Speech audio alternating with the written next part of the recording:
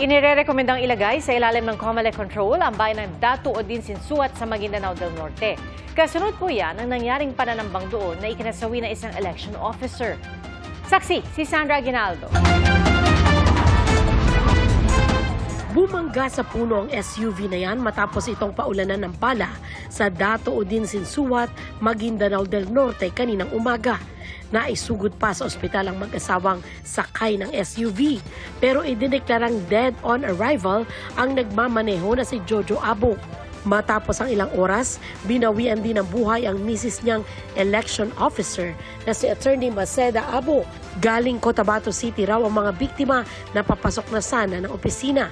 We strongly condemn the ambush incident na nangyari kanina. Iniimbestigahan na ng pulisya ang motibo sa krimen. Iniimbestigahan din ng COMELEC kung may banta sa buhay si Abo. Inaalam ko na ngayon na mukhang meron siyang request sa ang ating election officer na magkaroon ng security details kahit dalawa. Nitong March 18 lang, dumalo pa ang pinaslang na election officer sa pirmahan ng peace covenant ng mga kandidato sa Maguindanao. Kasunod ng pananambang, sinabi ni COMELEC Chairman George Erwin Garcia na irerekomenda niya sa COMELEC Bank na isailalim sa COMELEC control ang Datu o Dinsinsuat.